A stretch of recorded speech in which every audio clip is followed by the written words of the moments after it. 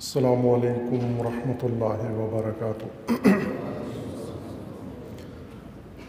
اعوذ باللہ من الشیطان الرجیم، بسم اللہ الرحمن الرحیم۔ الحمد للہ والصلاة والسلام علی رسول اللہ وآلہ آل اللہ، واللعنۃ الدائمۃ علی اعدائہم اعداء اللہ من یوم عداوتہم الی یوم لقاء اللہ۔ عباد اللہ، اوصیکم ونفسی بتقوی اللہ، اتقوا اللہ فإن خیر الزاد التقوی۔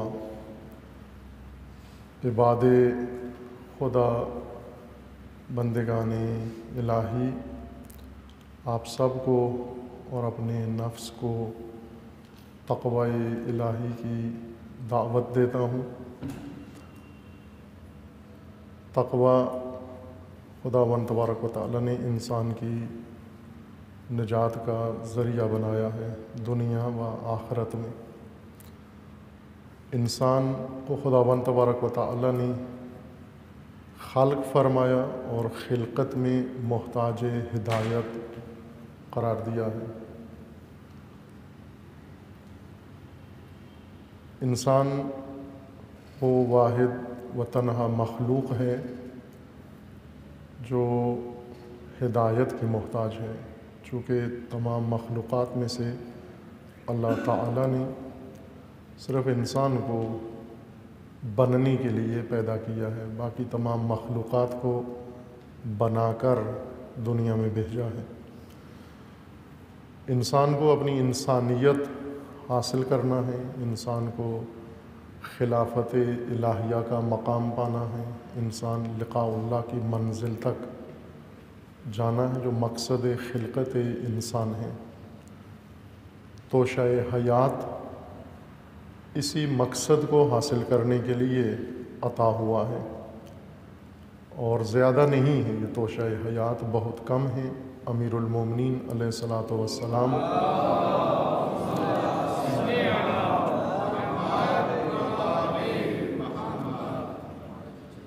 شکوہ کرتے ہیں اسی توشہ کی قلت کا و کمی کا بارگاہ خداوند تبارک و تعالیٰ میں، اور وہ بھی افسوس کے ساتھ، تأسف کے ساتھ کہ لقلت الزاد، افسوس کہ توشہ بہت کم ہے، سفر طولانی ہے، وہ منزل بہت دور ہے۔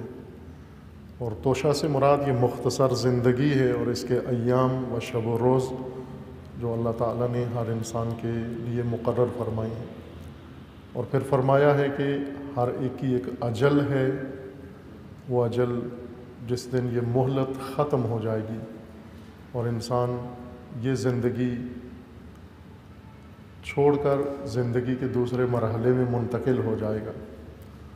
اس وقت تک انسان کے پاس فرصت ہے، وہ مہلت ہے کہ اس توشہ کو بروئے کار لا کر اور اپنا باقی ماندہ سفر اسی دوران پورا کر لیں۔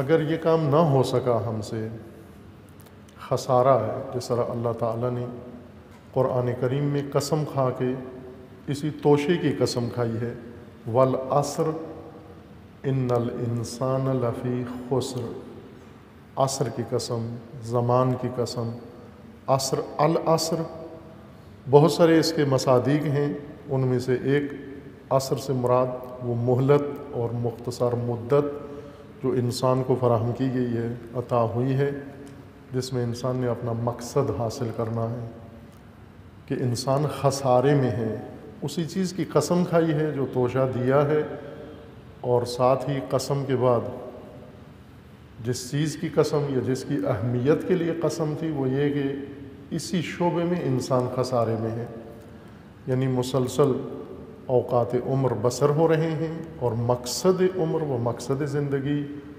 حاصل نہیں ہو رہا، اس لیے خسارہ ہے۔ انسان کو اللہ تعالیٰ نے اس مقصد کے حصول کے لیے رہنمائی کی ہے، اس کا نام ہدایت ہے۔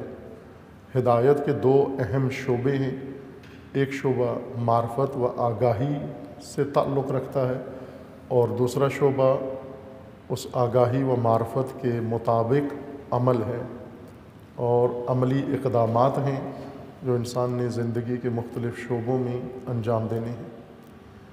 اگر معرفت حاصل ہو جائے اور اس تمام اقدامات انسان بجا لائے، ہدایت پا جاتا ہے۔ ہدایت سے مراد اس راہ پہ چلا جاتا ہے جس کے لیے خداوند تبارک و تعالیٰ نے انسان کو پیدا کیا ہے، یعنی مقصد خلقت حاصل ہو جاتا ہے۔ اس ہدایت کے اندر خداوند تعالیٰ نے جو معرفت کا ایک حصہ رکھا ہے اور ایک حصہ عملی اقدامات کا، ان میں مختلف نظام خداوند تعالیٰ نے انسان کے لیے مقرر کیے ہیں اور احکام بیان فرمائے ہیں۔ جو نظام اللہ تعالیٰ نے انسان کی ہدایت کے لیے بنائے ہیں، ان میں ایک اہم نظام، وہ بنیادی نظام عبادت و بندگی ہے کہ باقی تمام حیات کے شعبوں میں انسان اس صفت کے ساتھ سفر کرے اور حرکت کرے، حالت بندگی میں سارے کام انجام دے۔ اور حالت بندگی میں جب انسان کوئی کام انجام دیتا ہے تو یہ انسان کی حالت بندگی میں جو فعل انجام دیتا ہے عبادت شمار ہوتی ہے۔ نماز عبادت ہے چونکہ اس کے اندر بندگی موجود ہے، اور نماز بندگی کے حصول و بندگی کے اظہار کا ذریعہ ہے۔ اس کا مطلب یہ نہیں کہ انسان اپنی دن رات میں یا تمام عمر میں کچھ اوقات میں بندگی اختیار کرے، بلکہ انسان پوری زندگی میں، مکمل زندگی میں بندگی کی حالت میں زندگی بسر کرے۔ بندگی خدا، عبادت بندگی کے اظہار کا ذریعہ ہے، وہ بندگی کے دیگر مراتب کا ذریعہ ہے۔ بندگی کے تعلق ہیں، درجے ہیں اور مراتب ہیں، ان مراتب تک رسائی عبادت سے ممکن ہے۔ عبادات میں خداوند تعالیٰ نے انسان کے لیے بہت خوبصورت نظام مقرر کیا ہے۔ بہت اعلیٰ عبادتیں اللہ تعالیٰ نے انسان کے لیے بندگی کے اظہار کے لیے اور بندگی کے حصول کے لیے مقرر فرمائی ہیں، جن میں نماز سب سے حسین و خوبصورت و زیبا ذریعہ ہے۔ اور نماز میں مختلف نمازیں، بالخصوص نماز جمعہ، روز جمعۃ المبارک کی نماز کو انفرادیت حاصل ہے نماز کے دیگر شعبوں کے اندر۔ یعنی جو روح نماز ہے وہ بندگی، وہ دیگر یومیہ نمازوں کی نسبت نماز جمعہ میں زیادہ قوی تر ہے، چونکہ نماز یومیہ انسان ایک مختصر جمعیت کے ہمراہ قائم کرتا ہے، لیکن نماز جمعہ جس کے حکمت میں امام ہشتم حضرت سامن الحجج علیہ الصلاۃ والسلام کا فرمانا ہے کہ روز جمعہ، یوم الجمعہ مشہد عام، یہ عمومی حضور کا دن ہے، یہ مشہد عام ہے، تمام لوگوں کے اجتماع کا روز ہے، وہ منظر ہے۔ یعنی بندگی کا سفر و بندگی کا اظہار جو یومیہ اوقات میں انسان 5 وقت بجا لاتا ہے، لیکن ایک خاص جمعیت کے ساتھ روز جمعہ بصورت حضور عموم و عمومی اجتماع کی شکل میں اس کو بجا لاتا ہے۔ اس لیے نماز جمعہ کے اندر بندگی زیادہ غالب و نمایاں ہے۔ اور اسی طرح حج ہے کہ وہ مشہد عام ہے، وہ ایک عالمی مشہد ہے۔ نماز جمعہ علاقائی مشہد عام ہے اور حج عالمی و بین الاقوامی مشہد عام ہے، جس میں تمام مسلمین عالم نے اکٹھا ہونا ہے اور سفر بندگی کا اظہار کرنا ہے۔ اسی طرح حج کے اندر روح بندگی اوج پہ جا پہنچتی ہے، چونکہ جن بندگان خدا کا نقش قدم حج بنا ہے، در حقیقت بندگی ہی انہوں نے بجا لائی۔ حضرت ابراہیم خلیل علیہ الصلاۃ والسلام و حضرت اسماعیل ذبیح اللہ علیہ الصلاۃ والسلام و حضرت ہاجر سلام اللہ تعالی علیہا 3 ہستیاں ہیں جن کی بندگی نقش قدم بن گئی ہے تمام عالمین کے لیے۔ نماز جمعہ کے لیے ضروری ہے کہ اس کے عبادت کے جو ہر 3 شعبے ہیں ان 3 شعبوں کے ساتھ انسان اس کو بجا لائے۔ ایک شعبہ فقہ اصغر سے تعلق رکھتا ہے، ایک شعبہ فقہ اوسط سے تعلق رکھتا ہے، اور ایک شعبہ فقہ اکبر سے تعلق رکھتا ہے۔ فقہ اصغر یا فقہ صغریٰ احکام کے لحاظ سے، ظاہری ڈھانچے کے لحاظ سے نماز جمعہ اپنی شرائط کے ساتھ، اپنی خصوصیات کے ساتھ منعقد ہو کہ متاسفانہ نماز جمعہ اس شعبے میں حادثات کا شکار ہے کہ اس کو شرعی تقاضوں کے ساتھ اور ان کے تحت مومنین عموماً برقرار نہیں کرتے، اور دیگر مسائل کی وجہ سے، سیاست کی وجہ سے یا دیگر امور کو بیچ میں مداخلت دیتے ہیں، اور جس وجہ سے شرعی تقاضے حتیٰ پورے نہیں ہوتے۔ زمانی فاصلہ، زمینی فاصلہ برابر نہیں ہوتا، اور اسی طرح جو شرائط ہونی چاہیے محل اقامہ جمعہ میں، امام جماعت میں اور شرکائے نماز جماعت میں، وہ تقاضے پورے نہیں ہوتے کہ کتابوں کے اندر، فقہی کتابوں کے اندر شرعی توضیح المسائل میں درج ہیں۔ دوسرا شعبہ ہے آداب الصلاۃ، ہر نماز کے آداب ہیں، وَأَز جملہ نماز جمعہ کے بھی آداب ہیں۔ آداب عبادت کو حسین بناتے ہیں، خوبصورت بناتے ہیں، زیبا بناتے ہیں، وہ مؤثر بناتے ہیں۔ نماز کے اثرات انسان کے وجود کے اندر اور وجود سے باہر آداب کی وجہ سے ظاہر ہوتے ہیں۔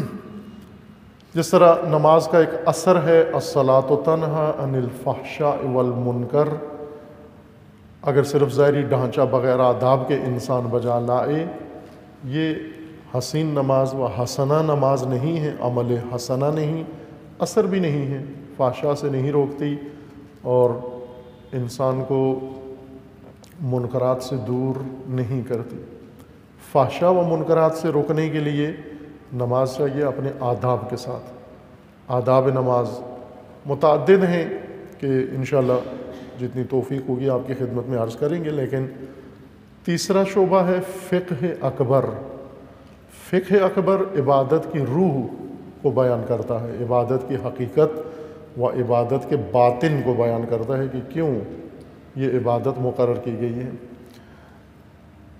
نمونے کے طور پر اگر آپ دیکھنا چاہیں تو اسرار حج کتاب ہے، استاد بزرگوار ہمارے حضرت آیت اللہ العظمیٰ جوادیہ آمولی دامت ظلہ العالی، ان کی کتاب کے ترجمہ کی سعادت نصیب ہوئی، اردو میں چھپی ہوئی ہے، بعض دیگر مطبوعاتی اداروں نے چھاپی ہے اسرار حج کے نام سے۔ اور ایک توفیق دیگر نصیب ہوئی تھی حکمت و فلسفہ حج بصورت جامع بیان کرنے کی، جو کتابی شکل میں منتظر ہے کہ کب آتی ہے، عرصہ ہوا ہے، کئی سال سے وہ منتظر ہے۔ خوبصورت باس ہے، بہت خوبصورت باس ہے، جو فلسفہ حج کے نام سے اور مفصل ہے کہ ائمہ علیہ السلام نے و رسول اللہ صلی اللہ علیہ وآلہ وسلم نے مومنین کو حج کے فلسفہ سے آگاہ کیا۔ عزیزان، یہ باس عمومیت رکھتی ہے کہ جب تک ہم دین کا فلسفہ نہیں سمجھیں گے، دین پر عمل نہیں کریں گے۔ جتنے لوگ دین سے دور ہیں اصل میں فلسفہ دین سے دور ہیں، وہ ناآشنا ہیں۔ جو عبادت سے گریزاں ہیں وہ محروم ہیں، فلسفہ عبادت سے جاہل ہیں، جانتے نہیں ہیں۔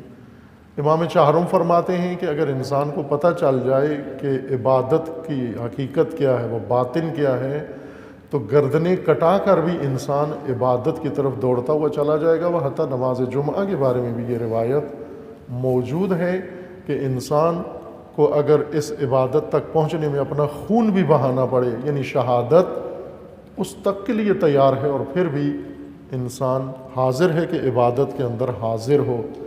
ہم کیوں سستی برتتے ہیں؟ اس وجہ سے کہ روح عبادت و حقیقت عبادت و فلسفہ عبادت سے ناآشنا ہیں۔ شروع دین ہمیشہ یہاں سے ہونا چاہیے۔ ہمارے یہاں دین پڑھایا جاتا ہے لیکن ترتیب کے لحاظ سے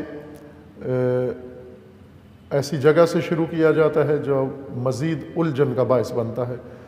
ہم سب سے پہلے احکام دین بتاتے ہیں، واجبات و محرمات۔ خوب سوچنے والا کہتے ہیں کیوں کروں میں یہ؟ ہر ایک سوچتے کہ کیوں کروں یہ کام؟ اسے کہتے ہیں 5 وقت نماز پڑھو، ذہن میں اس کے بات آتی ہے، خصوصاً یہ نسل حاضر، ان کے ذہن میں یہ بات آتی ہے کیوں کریں یہ کام؟ حج کرو، کیوں کریں حج؟ کیا ضرورت ہے ہمیں؟ کیا فائدہ کیا ہوگا اسے؟ مقصد کیا ہے؟ پرانے بزرگ چپ رہتے تھے، وہ کہتے تھے گناہ ہے ایسی باتیں کرنا۔ علماء بھی ان کو بتاتے تھے ایسے سوال اٹھانا گناہ ہے۔ ان کا یہ فتویٰ تھا کہ السؤال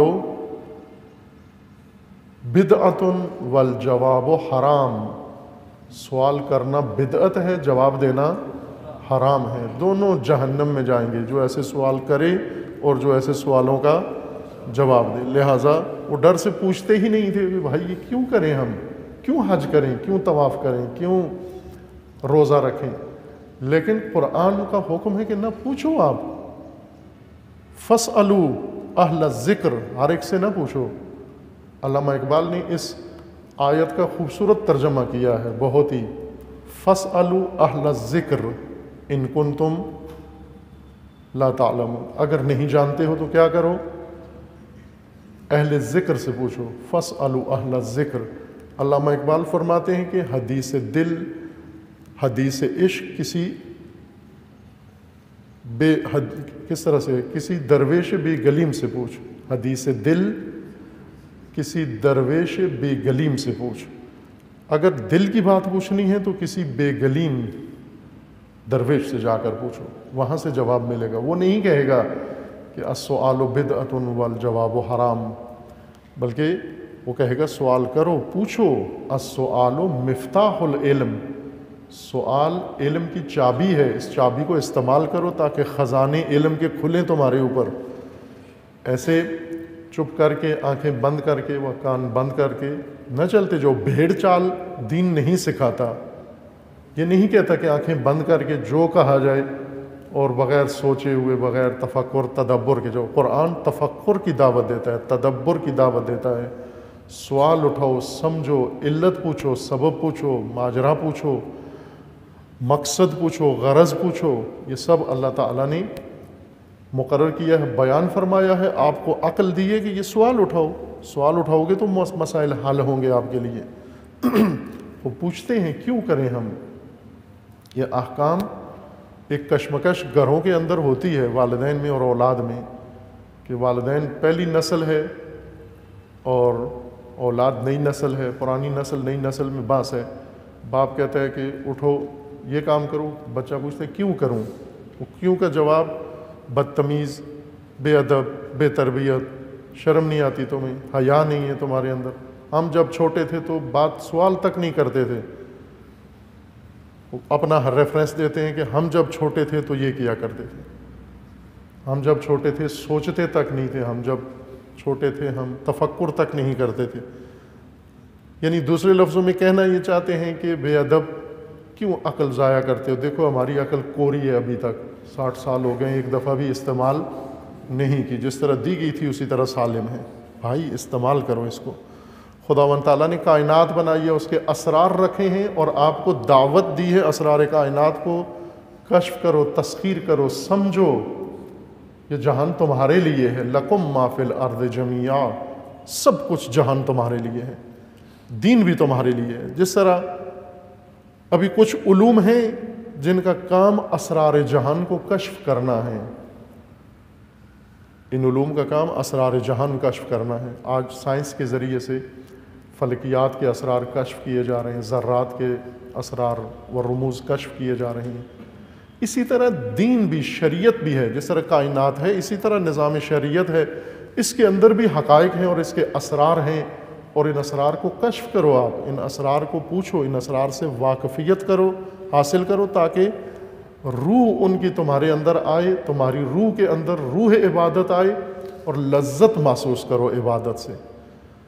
عبادت کی ایک چاشنی ہے، لذت ہے، ایک روایت میں ہے کہ اللہ تعالیٰ جب کسی بندے کو سزا دیتا ہے اور اپنے در سے ٹھکراتا ہے، دور کرتا ہے، ناپسندیدگی کی ایک علامت یہ ہے کہ اس کے دل سے لذت عبادت نکال لیتا ہے، اسے عبادت میں لذت نہیں آتی، بوجھ سمجھ کر، ڈر سے، خوف سے کہیں جہنم نہ چلا جاؤں۔ نہ بھائی، لذت کے ساتھ تمتع حاصل کرو عبادت کے اندر، اوج لذت پہ انسان فائز ہوتا ہے۔ اگر روح و فلسفہ دین سمجھ میں آئے، دین شروع ہمیشہ فلسفہ دین سے کرو، رٹا بعد میں لگواؤ، چونکہ دین جو ہم طریقہ اپنایا ہوا ہے دین سکھانے کا، طوطا بناتے ہیں، طوطا نہ بناؤ۔ قرآن میں کسی جگہ خداوند تعالیٰ نے نہ طوطے کی قسم کھائی ہے، نہ طوطے کی مثال دی ہے۔ ایک اور مثال دی ہے بڑی خوبصورت، طوطا مت بناؤ۔ طوطا رٹا لگاتا ہے، سنا دیتا ہے سب کچھ۔ شہد کی مکھی کی قسم بھی ہے اور شہد کی مکھی کی وحی بھی ہے، وہ شہد کی مکھی کا الہام قرآن نے ہدایت کی، آپ کی ہدایت کی کتاب میں شہد کی مکھی کا ذکر آیا ہے۔ خدا نے وحی کی شہد کی مکھی کو، یہ مثال ہے انسان کے لیے کہ اگر عمل کرنا ہے اس طرح سے عمل کرو۔ شہد کی مکھی طوطا نہیں ہے، شہد کی مکھی طبیعت سے، اسی کائنات کے اجزاء سے جا کر اس کا سلالہ، رس، جوس نکالتی ہے، پھول کا، پتے کا، خوشبودار، پاک و پاکیزہ پودا انتخاب کرتی ہے اور اس سے جا کر اس کی روح، پاکیزہ روح اس کی نکال لیتی ہے، پاکیزہ نچوڑ اس کا نکال لیتی ہے۔ صفوہ یعنی بالکل صاف و اصل خاصیت والی چیز، اس سے ویٹامن سارے نکال لیتی ہے جو اللہ نے اس کو توفیق دی ہے، بشر نہیں کر سکتا سادہ طریقے سے۔ شہد کی مکھی کو یہ وسائل خدا نے دیے ہیں، نکال کے اس کو پینا نہیں ہے۔ شہد کی مکھی یعنی کہ جو اس نے پھول سے نکالا ہے وہ سب پی جائے، ہضم کر جائے نہ، بلکہ اسے نکال کر تو نے اس کو، اب یہاں زبان مجبور ہو جاتا ہے بس اوقات مادری زبان استعمال کرنے میں، اس کو پروسیس کرنا ہے، اس کو آپ نے مختلف مراحل سے گزارنا ہے، وہی خالص چیز نہ آگے جا کے پھینک دو، خام مال۔ شہد کی مکھی خود اس کو نکال کے پھر اس کو ایک مرحلے سے خود گزارتی ہے، اپنا لعاب اس کے اندر شامل کرتی ہے، اس لعاب سے جو سلالہ و جوس نکالا ہے اس کو ملا کر پھر لے جاتی ہے چھتے میں، کاریگروں کے سپرد کر دیتی ہے۔ آگے دوسرا طبقہ بیٹھا ہوا ہے، اس کا کام جا کے وہاں ان کو منتقل کرنا، اور وہ اس سے مزید مراحل سے گزار کے مزید پاک تر، شفاف تر، صاف تر کر دیتے ہیں اس کو۔ اور یہ وہ چیز ہے جو انسان کے لیے شفا ہے، طبیعت سے ایک شے لے کر اس کو اس پاکیزگی تک پہنچاتا ہے۔ ایک حشرہ یہ کام کرتا ہے جس میں عقل نہیں ہے، جس کی صلاحیتیں بہت محدود ہیں، چھوٹا سا حشرہ ہے، مکھی ہے محدود صلاحیتوں کے ساتھ۔ انسان کے لیے اس کا ذکر کیا گیا ہے کہ آپ نے اگر کچھ سیکھنا ہے، دین پڑھنا ہے، تو دین طوطے کی طرح نہ پڑھو، بلکہ دین اگر حاصل کرنا ہے اس طرح جیسے شہد کی مکھی پھول سے اس کا نچوڑ لیتی ہے، پھر اس کو مختلف مراحل سے گزار کر اور جب آگے تیار کر کے اس کو آخری شکل دیتی ہے، اس کو یہ شفا بن جاتی ہے انسان کے لیے۔ اگر آپ نے دین سیکھنا ہے اس طرح سے سیکھو کہ آپ کا دین معاشرتی بیماریوں کے لیے شفا ہو، آپ کا دین انسانی الجھنوں کا رائے حل ہو، اس طرح سے دین سیکھو۔ ان آیات سے اس طرح سے نچوڑ نکالو، احادیث سے اس طرح سے نچوڑ نکالو، علماء کے اقوال سے اور کتابوں سے اس طرح سے نچوڑ نکالو۔ طوطے ہوتے ہیں، طوطے کوئی شفا بخش چیز تیار نہیں کر سکتے، سوائے شور شرابے کے، غل گپاڑے کے، اور کچھ بھی نہیں کرتے۔ تمیز نہیں ہے طوطے میں۔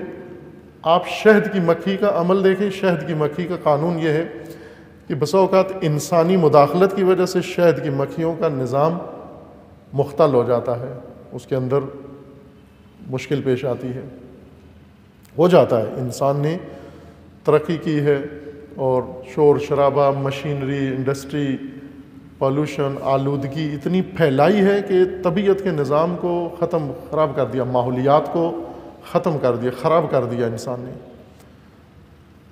ماحولیات کی خرابی کا ایک بڑا اثر حیوانات و حشرات پہ پڑا ہے۔ ایک شہر میں پاکستان سے باہر گیا میں تبلیغ کی غرض سے، وہاں اوقات کا پتہ نہیں تھا، باہر کے اکیلا ایک گھر میں کمرے میں تھا، اور پوچھنا بھی ان سے بھول گیا ٹائم کہ نماز کا ٹائم کیا ہے صبح کا۔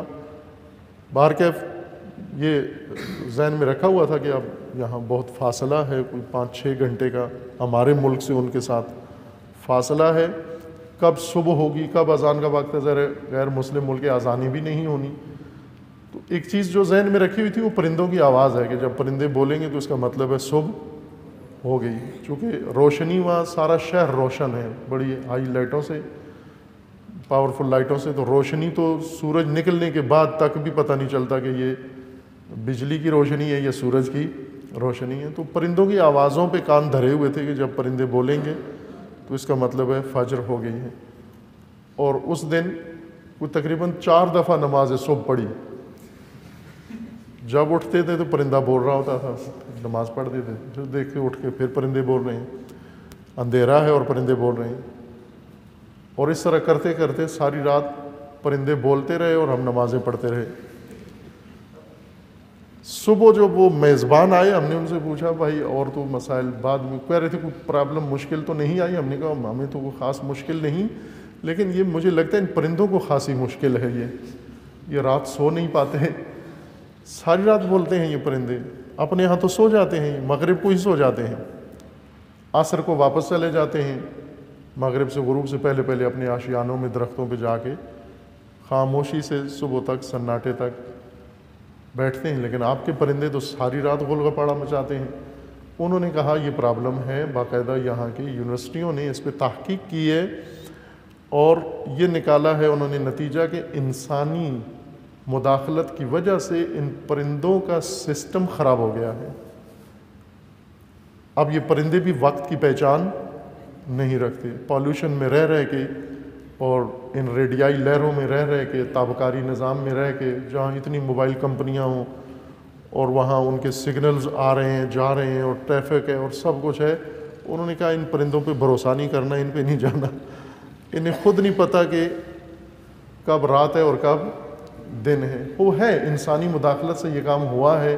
شہد کی مکھی بھی کبھی متاثر ہوتی ہے اور کسی زہریلے پھول پہ یا ناکارہ و نامناسب جگہ پر بیٹھ کر وہاں سے کوئی اثر لے جاتی ہے، لیکن جب یہ واپس جاتی ہے شہد کے چھتے میں، وہاں پر اس کو چیک کیا جاتا ہے، اس کا جوس باقاعدہ وہاں گیٹ ہے، وہاں پر اعلیٰ سیکیورٹی نظام ہے شہد کی مکھیوں کا، حشرات کا، وہ حشرہ اس مکھی کو روکتا ہے، روک کر چیک کرتا ہے کہ کیا لائی ہو، اس کی حس بہت قوی ہوتی ہے، اور جو ہی اسے پتہ چلتا ہے کہ یہ زہریلا مادہ لے کر آئی ہے، اس کو فوراً سیکیورٹی عملے کے حوالے کر دیا جاتا ہے۔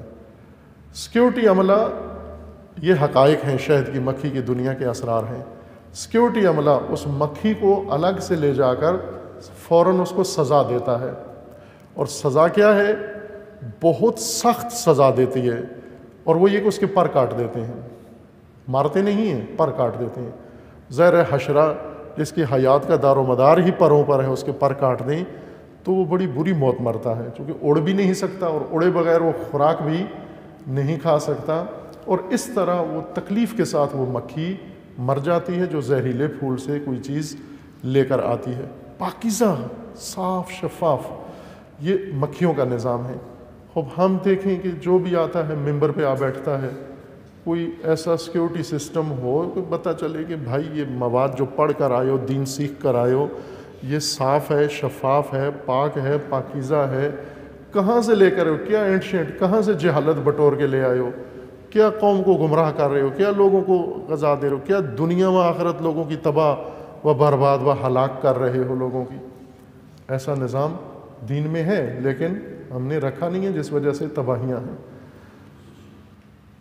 طوطا دین سیکھ لیتا ہے لیکن صرف شور مچانے کے لیے، غول غپاڑے کے لیے، نہ پڑھتا ہے نہ پڑھاتا ہے، غول غپاڑا کرتا ہے۔ شہد کی مکھی ہے جو شفا بخش مادے میں اس کو، خالص چیز کو، خام مال کو شفا دینے والی حقیقت میں بدل دیتی ہے۔ اس طرح سے دین سیکھیں، آپ دین سیکھیں فلسفہ دین سے، روح دین کو پہلے پڑھیں، حقیقت دین کو پہلے سمجھیں، باطن دین کو پہلے سمجھیں، تاکہ دین پڑھنے میں بھی لذت آئے انسان کو کہ جو میں دین پڑھ رہا ہوں کتنا حسین ہے، کتنا زیبا ہے، کتنا خوبصورت ہے۔ اور اگر یہ بچے پوچھتے ہیں حقیقت دین و فلسفہ دین کے سوالات تو انہیں ڈانٹو مت، نہ کہو بے ادب، گستاخ، بے تربیت، بدتمیز، نہ، اتفاقاً حوصلہ افزائی کرو، شاباش دو کہ آفرین بچے، تو فطرت کے مطابق تفکر، تدبر کر رہا ہے، سوچ رہا ہے، پوچھ رہا ہے۔ اس طرح سے انسان کو دین سمجھ میں آتا ہے۔ عبادت کا فلسفہ جاننا ضروری ہے۔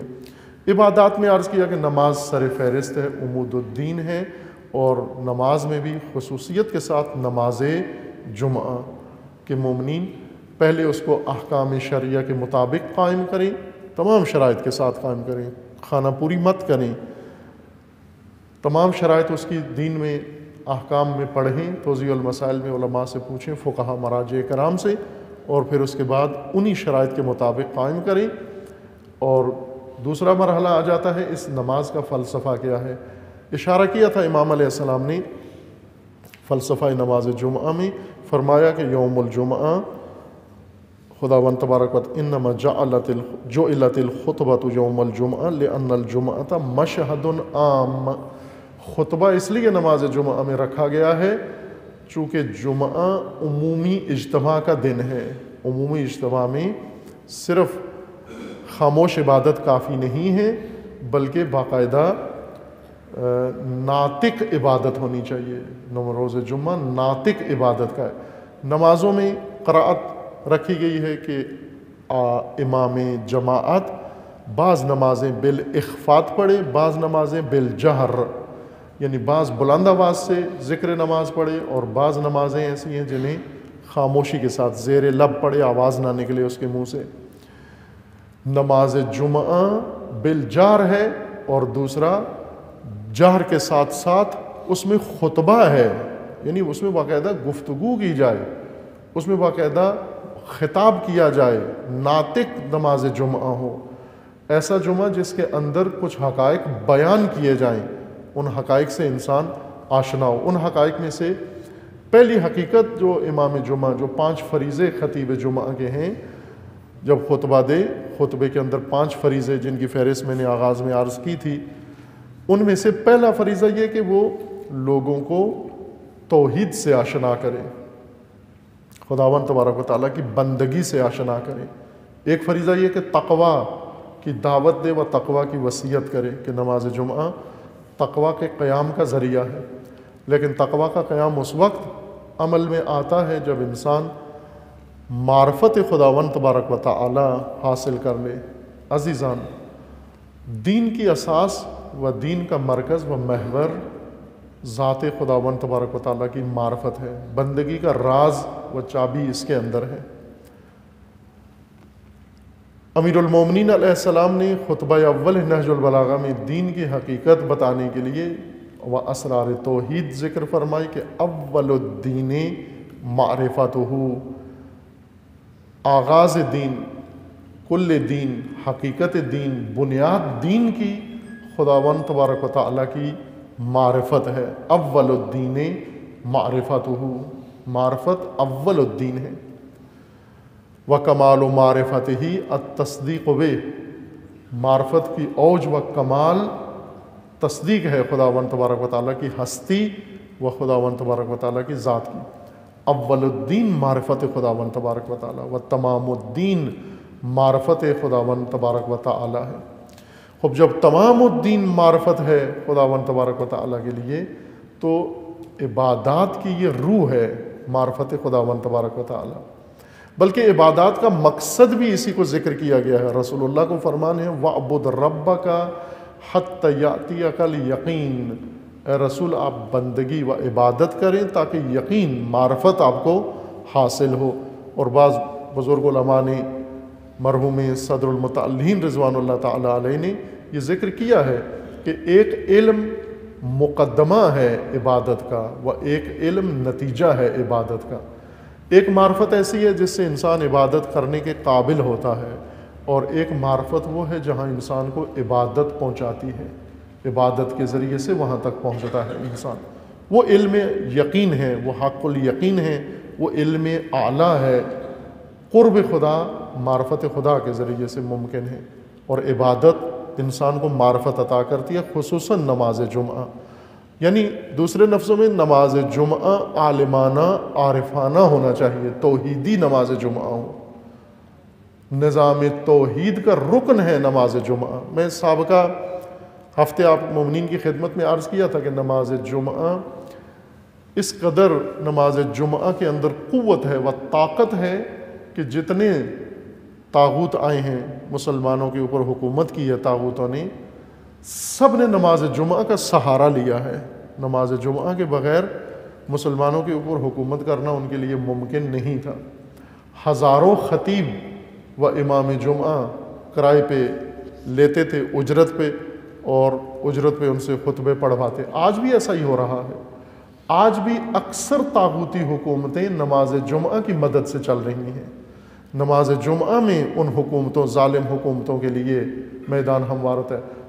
سلاطین کے مدح و ثنا کے خطبے، سلاطین کی اطاعت کے خطبے، سلاطین کی پیروی کے خطبے، حکومتوں کے غلط اقدامات پر پردہ ڈالنے کے خطبے، ظالموں کے ظلم کو چھپانے کے خطبے، یہ شروع سے آج تک یہ سلسلہ جاری ہے۔ نماز جمعہ میں اتنی صلاحیت ہے، اتنی گنجائش موجود ہے کہ قوی ترین نظام و حکومت اس کے سہارے قائم کیا جا سکتا ہے، جیسا کہ اشارہ کیا کہ طاغوتوں نے پہلے نماز جمعہ کو سمجھا اور استفادہ کر لیا، لیکن مومنین فقط اکتفا کرتے رہے کہ ہمیں کیا سروکار ہے، امام کیسا ہے اور بات کیا ہوتی ہے، خطبہ کون دیتا ہے۔ مثلا ابھی حج پہ جاتے ہیں مومنین اور سارے اس خطیب کے پیچھے اور امام کے پیچھے جمعہ پڑھتے ہیں جا کر۔ کوشش ہوتی ہے کہ اجتماعی جمعہ میں، حج میں ایک آدھ جمعہ آ جاتا ہے ایام حج کے اندر کہ اس خطبے کے اندر حتماً شریک ہوں، اور ہوتے بھی ہیں۔ وہ خطبہ آپ سنیں، وہ خطبہ جو امت کے اندر تفرقہ ڈالنے کے لیے ہوتا ہے۔ خطیب کعبہ امت کے اندر تفرقہ ڈالتا ہے، خطیب کعبہ نفرت بھرتا ہے، مسلمانوں کے خلاف نفرت پیدا کرتا ہے، مسلمانوں کے خلاف مسلمانوں کو امت کے اندر دراڑیں ڈالتا ہے۔ خطیب کعبہ بدترین خطبہ زمین کا حج کے اندر دیتا ہے۔ سارے بیٹھے ہوتے ہیں، وہ پتہ بھی ہوتا ہے غلط بات کر رہا ہے، بیہودہ بات کر رہا ہے، لیکن چونکہ کعبہ میں ہے، خطیب کعبہ ہے، اور بڑی سعادت ہے کہ اللہ نے ہمیں توفیق دی یہ جمعہ، پھر آ کے نقل بھی کرتے ہیں وہاں اتنے جمعے بھی پڑے۔ اتنا بھائی اس میں کوئی شک نہیں ہے، کعبہ باعظمت ترین مکان روئے زمین پر ہے، و امام کعبہ ہونا بہت بڑا اعزاز ہے، لیکن یہ شخص یہ طاغوت کا کارندہ ہے، یہ نظام ظلم کا حصہ ہے۔ یہ اس جمعہ کے ذریعے ظالم حکومت کی بنیادیں مضبوط کر رہا ہے، اور آپ مومنین کے مذہبی جذبوں سے فائدہ اٹھا رہا ہے، آپ کی عقیدت سے فائدہ اٹھا رہا ہے، اور یہ ساری زمین پر ہو رہا ہے۔ آج آپ تمام دنیا کے اندر جا کر دیکھیں کہ خطبہ جمعہ سے کتنا فائدہ ہوا۔ مثلا پاکستان میں دہشت گردی نماز جمعہ کے خطبوں سے پرچار کیا گیا، اس کا تقویت کی گئی، اس کی ابھارا گیا لوگوں کو۔ دہشت گردوں نے فائدہ اٹھا لیا نماز جمعہ سے، تو کیوں نہ امت اس سے فائدہ اٹھائے، کیوں نہ دین کی خاطر و نظام الہی کے لیے یہ جمعہ جس مقصود کے لیے مقرر کیا گیا تھا اس مقصود کے لیے کیوں نہ ہو۔ اس لیے معرفت خداوند تبارک و تعالی سے نماز جمعہ قائم ہوتا ہے۔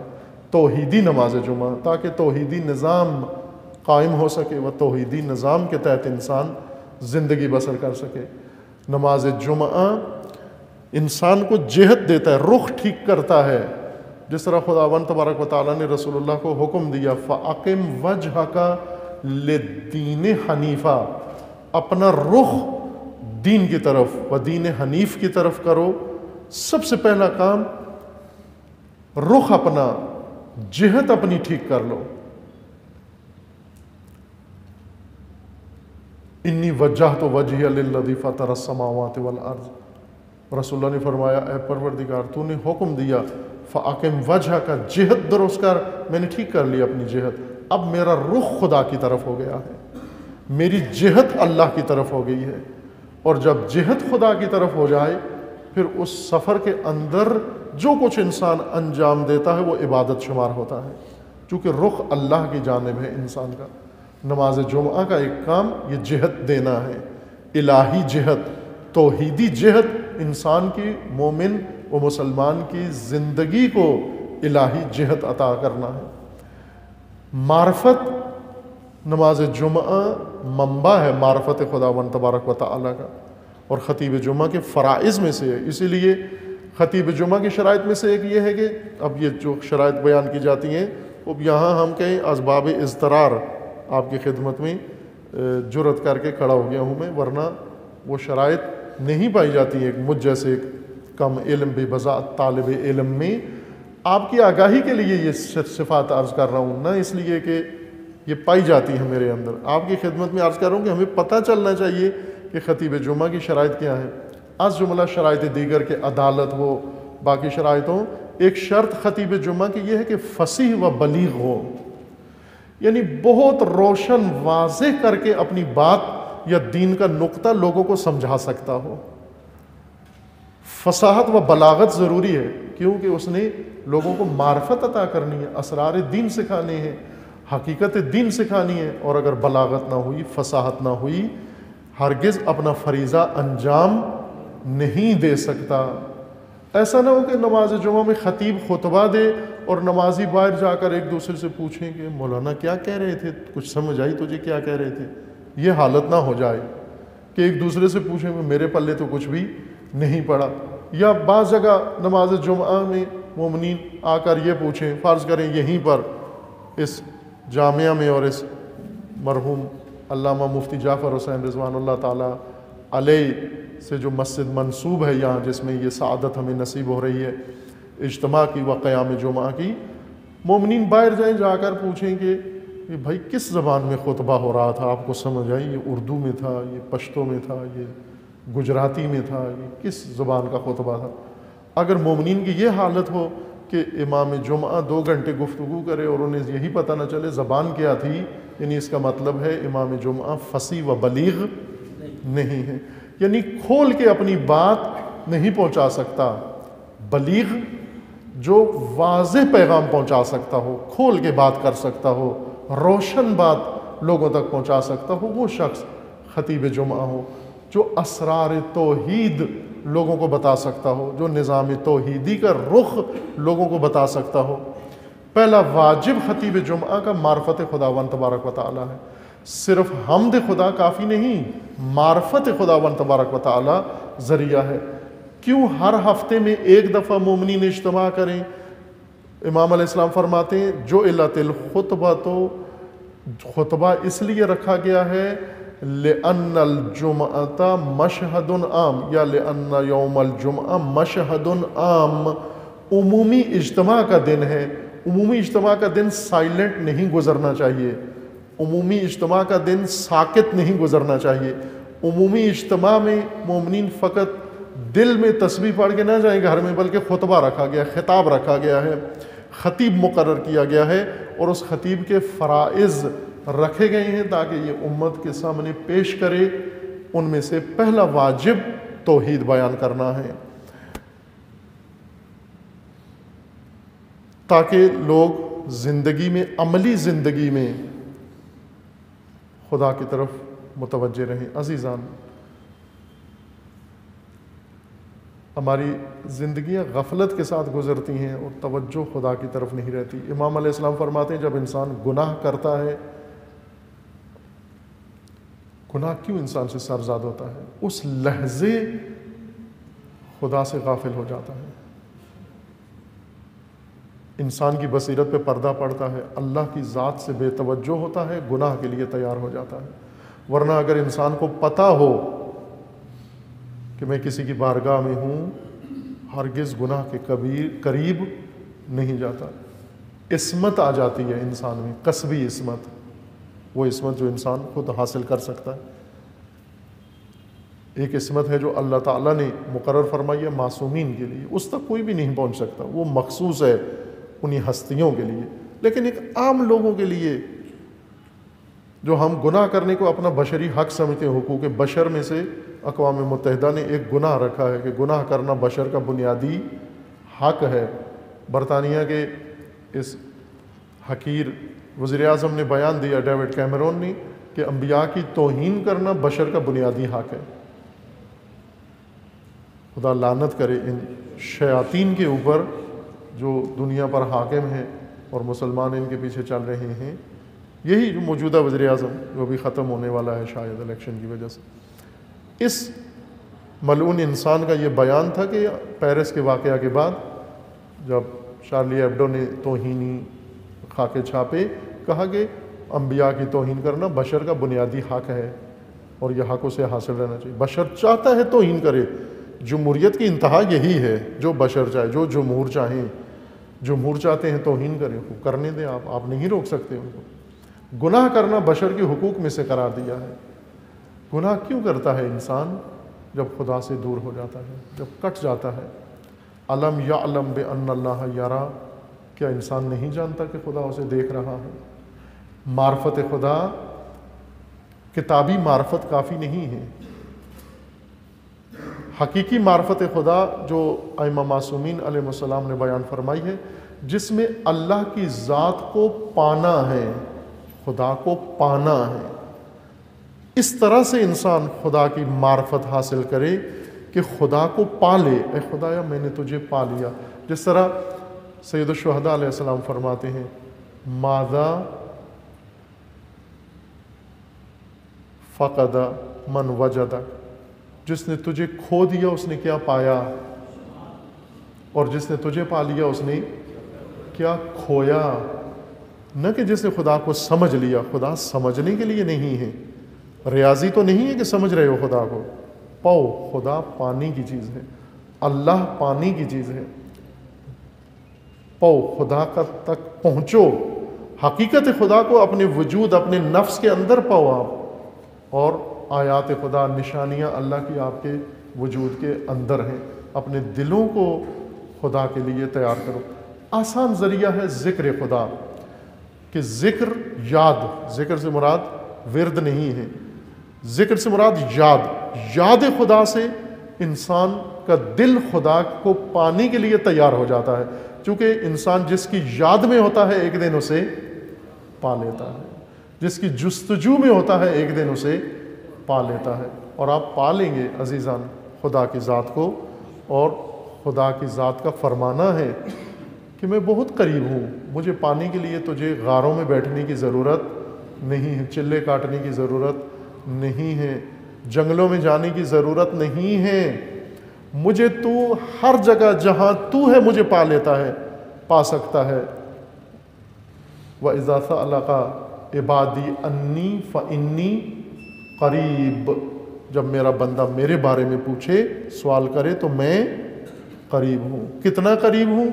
اقرب الیہ من حبل الورید، میں رگ حیات سے زیادہ اپنے بندے کے قریب ہوں۔ اور علامت یہ ہے قریب ہے یا نہیں، خدا نے فرمایا مجھے بلا کے دیکھ تیرے قریب ہوں یا نہیں، پکار کے دیکھ۔ پکارنے سے پتہ چلتا ہے نا، انسان پکارے، اگر جواب ملا، خدا نے فرمایا کہ یوں نہیں کہ اسپیکر کے پکار، زور زور سے یا اللہ کر، چیخ چیخ کے کرنا، دل میں بے صدا یا اللہ کر، پھر دیکھ تیری آواز میں سنتا ہوں یا نہیں سنتا ہوں۔ اور خدا سنتا ہے عزیز من۔ ایک شخص جس کو یہ نکتہ بتایا گیا تھا کہ اگر تو اللہ کو یاد کرے خدا تجھے جواب دے گا، ایک دن شیطان آیا، اس نے کہا کہ کتنے عرصے سے یا اللہ کر رہا ہے؟ کہا 40 سال ہو گئے ہیں میں ذکر خدا میں مصروف ہوں۔ کہا کبھی جواب آیا یا اللہ کا؟ اے بندے بتا کیا چاہتا ہے؟ شیطان نے وسوسے میں ڈال دیا، شک میں، کہا کہ واقعی جواب تو آج تک نہیں آیا۔ نتیجہ یہ ہوا کہ اس نے یا اللہ کرنا چھوڑ دیا، راتوں کو جاگنا چھوڑ دیا، دعا و مناجات چھوڑ دی، سونے لگا کہ جب جواب ہی نہیں آتا تو مجھے پکارنے کی ضرورت کیا ہے۔ ایک شب سویا، حالت خواب میں اسے متوجہ کیا گیا، اے نادان، شیطان کی بات میں کتنی جلدی آ گیا ہے۔ وہ جواب جو تیرے پکارنے سے پہلے تجھے جواب ملتا تھا، وہ جواب سنائی نہیں دیا تجھے؟ شیطان نے کیسا تیری آنکھوں پہ پردہ ڈال دیا؟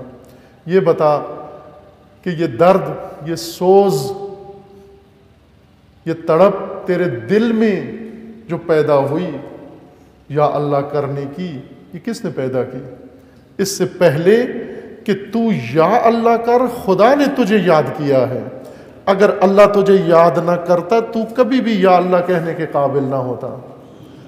خدا نے پہلے تجھے یاد کیا ہے، جواب پہلے آیا ہے۔ نادان، تو سوال شناس ہے لیکن جواب شناس نہیں ہے۔ یہ محبت، یہ چاہت، یہ عشق، یہ رجحان، یہ رغبت، یہ جواب ہے ہمارا، یہی جواب تھا ہمارا اور پہلے آ گیا ہے۔ عزیزان، خدا کی یاد اس وقت ہمارے پاس آتی ہے جب ہم اس کی یاد میں ہوں، اور وہ خدا کبھی بھی نہیں بولتا، خدا پر نسیان طاری نہیں ہوتا۔ آپ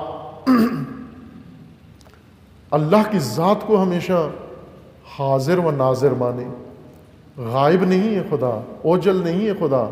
وہ غیب جو قرآن میں ہے غیب، وہ غائب نہیں ہے، غیب ہے، غائب نہیں ہے۔ غیب یعنی جسمانیت، جسم نہیں رکھتا۔ اس غیب کا معنی یہ نہیں کہ دیوار کے پیچھے ہے، پردوں کے پیچھے ہے، عرش کے اوپر ہے، آسمانوں کے پیچھے ہے، ہم ادھر ہیں وہ ادھر ہے، نہ۔ اس غیب کا مطلب ہے کہ خدا جسمانیت نہیں ہے۔ وہ غیب اس معنی میں ہے، شہادت کے معنی میں ہے۔ عالم شہادت و عالم غیب، یا وہ عالم غیب ہے خداوند تبارک و تعالی، یعنی جسم نہیں رکھتا۔ کہ انشاءاللہ خداوند تبارک و تعالی ہم سب کو اپنی ذات کی معرفت کی توفیق عطا فرمائے، اپنی ذات کا قرب نصیب فرمائے، اور اس ذات و حقیقت کے قرب و معرفت کے ذریعے خداوند تبارک و تعالی ہمیں روح عبادت کے ساتھ و روح بندگی کے ساتھ عبادت کرنے کی توفیق عطا فرمائے۔ اعوذ باللہ من الشیطان الرجیم، بسم اللہ الرحمن الرحیم، قل هو اللہ احد اللہ الصمد لم یلد ولم یولد ولم یکن له کفوا احد۔ صدق اللہ العلی العظیم۔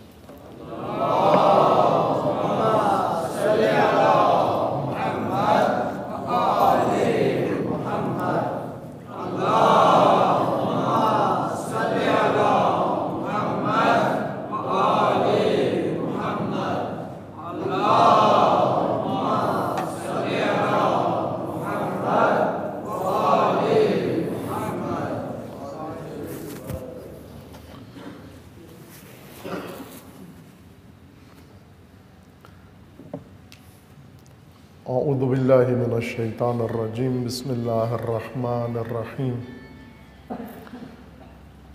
الحمدللہ والصلاة والسلام علی رسول اللہ وآل اللہ، لا سیما علی امیر المؤمنین علی ابن ابی طالب علیہ الصلاة والسلام،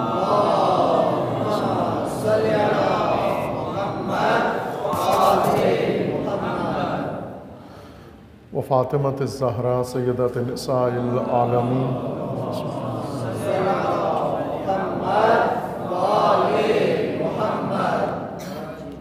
والحسن والحسین سیدی شباب اہل الجنہ وسبطی الرحمہ،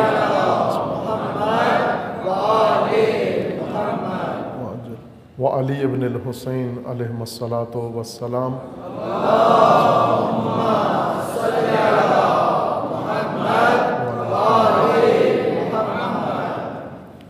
محمد ابن علی علیہ الصلاۃ والسلام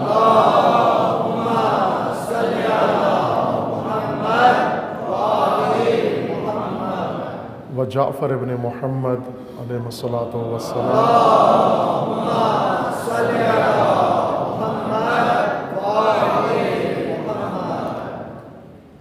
و علی و موسیٰ ابن جعفر علیہ الصلاۃ والسلام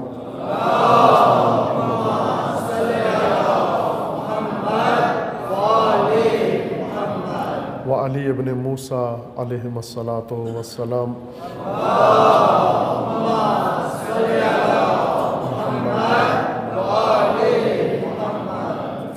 و محمد ابن علی علیہ الصلاۃ والسلام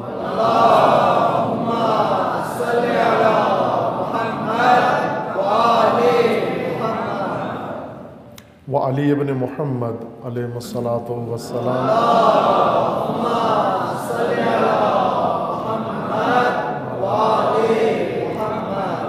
والحسن ابن علی علیہ الصلاۃ والسلام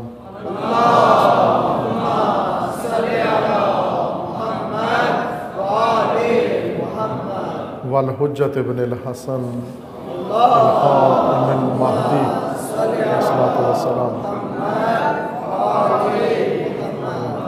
حجج اللہ علی عبادہ و امناؤہ فی بلادہ واللعن علی اعدائہم اجمعین من الآن الی قیام یوم الدین عباد اللہ اوصیکم و نفسی بتقوی اللہ اتقوا اللہ فإن خیر الزاد التقوی بندگان خدا آپ سب کو اور اپنے نفس کو تقوی الہی کی دعوت دیتا ہوں اپنے آپ کو زینت تقوی سے مزین کریں حقیقت تقوی اپنی حقیقت و روح کے اندر پیدا کریں تقوی وہ طاقت روح کا نام ہے جس سے انسان اشتباہات و غلطیوں سے گناہوں و شہوات سے بچ سکتا ہے یہ طاقت خدا نے مومن کے لیے مقرر کی ہے مومن متقی کے لیے مقرر کی ہے بے لگام نہ ہوں اپنی لگام خواہشات کے ہاتھ میں نہ دیں شہوات کے ہاتھ میں نہ دیں شیطان و نفس امارہ کے ہاتھ میں اپنی لگام نہ دیں اپنی لگام اپنی عقل کے ہاتھ میں دیں اور اپنی لگام اپنے دین کے ہاتھ میں دیں تاکہ ہمیشہ پرہیز کریں وہ بچ سکیں ہلاکتوں سے ہلاکتوں کی کھائیوں سے مہلکوں سے نجات پیدا کر سکیں اگر ایسے چموش بے قابو سواری پر بیٹھ جائیں نفس امارہ جیسے مرکب پہ اگر بیٹھ گئے شیطان جیسے مرکب پہ اگر بیٹھ گئے یا شہوات کے مرکب پہ بیٹھ گئے یہ مرکب انسان کو ہلاکت گاہ میں جا کر پھینک دیتا ہے پٹک دیتا ہے جہاں سے نجات ناممکن ہے کوشش کریں ہمت کریں اور ارادہ کریں ارادے سے انسان تقوی پر پہنچتا ہے صرف دعا کرنے سے آرزو کرنے سے کاش میں با تقوی ہوتا با تقوی نہیں ہوتا ارادہ عزم کا نام تقوی ہے قوت ارادی تقوی کی بنیاد ہے کہ خداوند تبارک و تعالیٰ کو با تقوی انسان چاہیے ائمہ معصومین کو با تقوی انسان چاہیے ہم نے خود سے اپنی محبوبیت کے معیار خود سے قائم کر لیے ہیں ہم بڑے پسندیدہ لوگ ہیں ائمہ کے لیے کیوں ہم یہ بھی کرتے ہیں یہ بھی کرتے ہیں یہ بھی کرتے ہیں خوب ایک دفعہ ہم خود ائمہ معصومین سے رسول اللہ سے و اللہ تعالیٰ سے پوچھیں کہ آپ کو کیسا بندہ چاہیے معیارات محبوبیت کے کیا ہیں اور آیا میرے اندر وہ معیار پائے جاتے ہیں یا نہیں پائے جاتے جس طرح امیر المومنین فرماتے ہیں پروردگار کفا بھی فخراً ان تکون علی ربا اے پروردگار میرے لیے فخر کے لیے کافی ہے کہ تو میرا رب ہے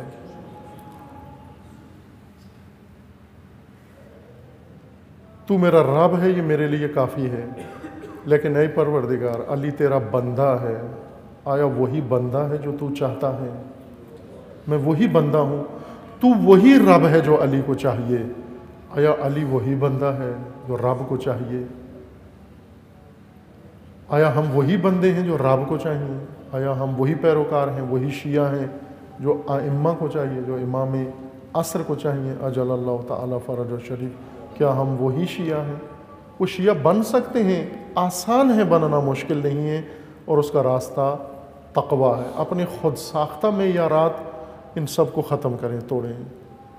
گمراہی کا بہت بڑا سبب خود ساختہ معیارات ہیں، جن کے تحت ہم خود بہت بڑے مومن ہیں، بہت بڑے محبوب ہیں، اور ہم درست راہ پر جا رہے ہیں، اپنے معیاروں کے اوپر ہم اعلیٰ انسان ہیں، لیکن ہمیں اپنے آپ کو اپنے معیاروں پر نہیں، دین کے معیاروں پر پرکھنے کی ضرورت ہے۔ اس ہفتے میں مناسبات، سب سے پہلی مناسبت یہی جو پوری دنیا کے لیے، وخصوصاً دنیا اسلام کے لیے ایک اہم موضوع بن گیا ہے، وہ آل سعود کا حملہ ہے یمن کے مسلمین و مومنین و اہل یمن کے اوپر، جو اس وقت تمام سرخیوں کا موضوع ہے۔ اگرچہ پورا عالم اسلام بحرانوں کی زد میں ہے کہ یہ عصر بحران و عصر فتن ہے۔ فتنوں کے زمانے میں ہر سرزمین جہاں مسلمان آباد ہیں و رہتے ہیں، وہ فتنوں کی زد میں ہیں، اور غیر مسلم سرزمینیں ساری وہ امن میں ہیں، اور امن ہے، سب مسلمان سب فتنوں اور بحرانوں کی زد میں ہیں، جس میں ایک بڑا دخل خود مسلمانوں کی اپنی حماقتوں کا اور سادگی کا اور کمزوریوں کا دخل ہے، اور پھر ایک بڑا حصہ دشمنان اسلام و مسلمین کا ہے، جنہوں نے تمام عالم اسلام کو بحرانوں اور فتنوں میں جھونک دیا ہے۔ سوریہ کے اندر ایک طرح سے یہ بحران ہے، عراق کے اندر ایک اور طرح سے بحران ہے، بحرین میں بحران ہے، یمن میں بحران ہے، لیبیا میں بحران ہے، افریقہ میں بحران ہے، پاکستان بحران کی زد میں ہے، اور اس بحران کے اندر ان بحرانوں کے ایجاد کرنے میں بہت سارے عوامل و عناصر ہیں، جن میں مسلمانوں کے اندر موجود لوگ اور حکمران، خصوصاً فاسد حکمران، جو ان بحرانوں اور فتنوں کی پیدائش میں سر فہرست ہیں، جن میں آل سعود سر فہرست ہیں سب پر۔ اس وقت دنیا اسلام میں جہاں بھی آگ لگی ہوئی ہے، فتنہ ہے و بحران، آل سعود کا اس کے اندر ضرور حصہ ہے و دخل ہے۔ یہ وہ خاندان ہے منحوس کہ جس نے سرزمین وحی پر قبضہ کیا خیانت کی وجہ سے، اسلام کے ساتھ، مسلمانوں کے ساتھ خیانت کی، اور اس کے پاداش و انعام کے طور پر انہیں سرزمین وحی دے دی گئی، انہیں حرمین دے دیے گئے، اور حرمین جیسی مرکزی جگہ جب سے ان کے اختیار میں ہے، انہوں نے تمام دنیا اسلام میں نفرت، جھگڑے، فرقہ واریت اور مذہبی اختلافات پھیلانا شروع کیے۔ دوسروں کو کافر کہلانا ان کا کام ہے، گلے کاٹنا ان کا کام ہے، بلوے کرانا ان کا کام ہے، نفرتیں مسلک بنانا ان کا کام ہے، مسجدوں پر، جلوسوں، امام بارگاہوں پر حملے کرانا ان کا کام ہے، فتوے ان کے مفتی دیتے ہیں، پیسے ان کے سرمایہ دار دیتے ہیں، دہشت گرد ان کے لوگ ہیں۔ ہر فتنے کے اندر یہ ہراول دستہ ہے۔ یہ شیطان کا سب سے بڑا ذریعہ اس وقت عالم اسلام میں آل سعود ہیں، کہ اب علامتیں ظاہر ہو رہی ہیں، چونکہ ہر ظلم کی ایک انتہا ہے، اور اس شجرہ خبیثہ کی اب انتہا ہے، چونکہ یہ قدم جو انہوں نے اٹھایا ہے، یہ اپنی نابودی و ہلاکت کی طرف انہوں نے اٹھایا ہے۔ وہ کافی دن ہو گئے ہیں مسلسل ان نہتے یمنیوں پر بمباری کر رہے ہیں، اور دیگر ممالک کو اپنے ساتھ ملا کر، اور سرپرستی شیطان بزرگ امریکہ کی ہے، چونکہ یہ اسی کے بنائے ہوئے اور اسی کے چیلے ہیں۔ اس کے اندر عزیزان جو اور مختلف پہلو ہیں، وہ یہ کہ چاہتے ہیں کہ اس شیطانی عمل کے اندر پاکستان کو بھی شامل کریں۔ پاکستان کو اپنے کرائے کا ملک سمجھتے ہیں، کرائے پہ یہاں شکار کھیلتے ہیں، کرائے پہ یہاں فساد کرتے ہیں، کرائے پہ عورتیں لے جاتے ہیں، کرائے پہ بچے لے جاتے ہیں۔ توجہ کریں پاکستان کے ساتھ کیا کر رہے ہیں یہ منحوس اماراتی شیخ، قطری شیخ اور سعودی، کویتی، ہر موسم میں آتے ہیں۔ پاکستان کے کئی علاقے ہیں جو پاکستانیوں کے لیے ممنوع ہے۔ آج بھی اگر آپ چولستان ہو، بہاولپور ہو، بہاول نگر اور رحیم یار خان کہ گرد و نواح میں مضافات میں جائیں تو وہاں جنگلی علاقہ یا جہاں پر نایاب حیوانات ہیں ان کے شکار کے لیے ان کے لیے مخصوص ایئرپورٹ بنے ہوئے ہیں وہاں پر. ہر قطری شہزادوں کے الگ ایئرپورٹ ہیں, اماراتیوں کے الگ ہیں. امارات میں 6-7 ریاستیں ہیں جو دبئی والوں کی الگ شکارگاہ ہے, ابوظہبی کی الگ شکارگاہ ہے, عجمان کی الگ شکارگاہ ہے اور دوسرے کی الگ شکارگاہ ہے. یہ لوگ آتے ہیں یہاں پر شکار کرنے کے لیے, ہر چیز شکار کرتے ہیں.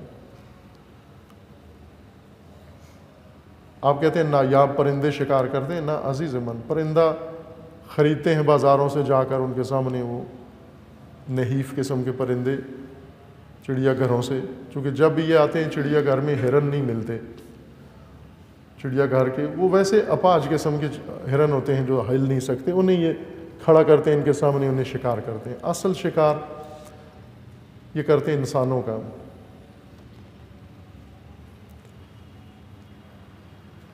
نشانہ بازی کے لیے ان کے جو حمال کلی سامان اٹھا کے لے جاتے ہیں ان کو گولی مار دیتے ہیں نشانہ مارنے کے لیے کسی پاکستانی مزدور کو.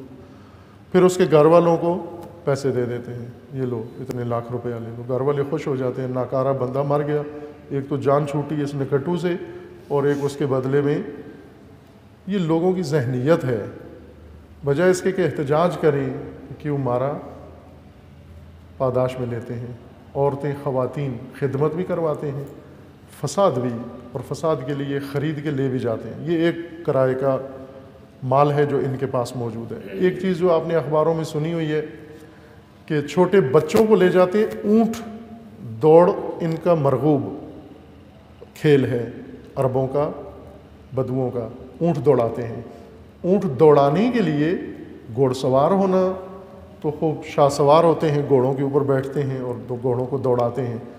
اونٹ دوڑانے کے لیے چھوٹے بچے بٹھاتے ہیں اونٹ کے اوپر, ان بچوں کو باندھتے ہیں اونٹ کی کمر پر, اور جتنا بچہ چیختا ہے, آوازیں نکالتا ہے ڈرونی خوفناک, اونٹ اتنا زیادہ تیز دوڑتا ہے. یہ آپ کے ملک سے چھوٹے چھوٹے بچوں کو خرید کے لے جاتے ہیں اور جا کر یہ حشر کرتے ہیں کہ یہ بالکل ثابت شدہ بات ہے. پاکستان سے کتنے گروہ سمگلر پکڑے گئے ہیں جو بچے سمگل کرتے تھے ان ملکوں کے اندر, کر رہے ہیں. یہ روز کا معمول ہے. چھوٹے بچے 4-5 سالہ اغوا کر کے وہاں جا کر, اور اس وقت تک کتنے بچے جو اونٹ کے اوپر ہی مر جاتے ہیں رو رو کے خوف سے. وحشی اونٹ ہے, وہ دوڑتا ہے, یا گر جاتے ہیں وہاں سے. ایک بچہ ایک ہی دوڑ میں کام آتا ہے, 2 دفعہ کام نہیں آتا. ہر ٹورنامنٹ کے اندر کتنے بچے, اور یہ فلمیں موجود ہیں انٹرنیٹ پر ابھی بھی آپ دیکھ سکتے ہیں جن کے اوپر بچے بندھے ہوئے ہیں اور چیخ رہے ہیں خوفناک. لیکن کوئی حقوق بشر کی تنظیم اور کوئی بھی, پاکستانیوں کی کمزوری ہے بکنا, قابل فروخت. پاکستان جس طرح وہ ہوتا ہے نا گاڑیوں کے لیے اشتہار لگا ہوتا ہے, رینٹ اے کار, گاڑی کرائے پہ لینی ہے, رینٹ اے کار. پاکستان نے بورڈ لگایا ہوا ہے, وزارت خارجہ نے اور حکمرانوں نے, rent a country, rent a nation, rent a ناموس. جو کرائے پہ چاہیے پاکستان سے ملتا ہے آپ.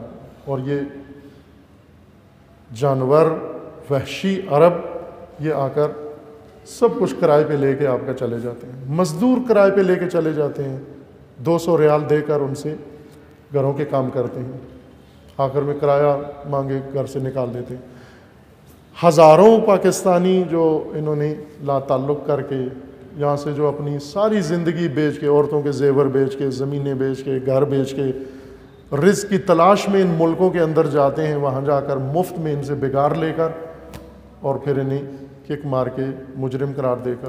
ابھی کوئی ہفتہ ایسا نہیں ہے جب سعودی عرب میں کسی پاکستانی کے گردن نہ کٹے. کبھی کسی پاکستانی حکومت نے پوچھا بھی ہے ان سے کہ ہمارے شہری کی تم نے گردن کاٹی.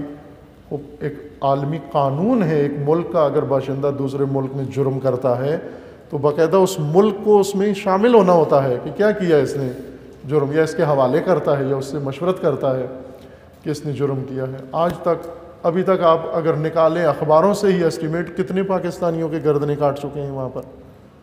کبھی یہاں سے کوئی آواز گئی ہے کہ کیوں کر رہے ہو؟ مجرم ہی صحیح، یہ اسمگلر ہیں، منشیات فروختنے والے ہیں، لیکن پاکستانی ہیں، آپ کے شہری ہیں، ان کے حقوق کا دفاع آپ کے اوپر لازم ہے۔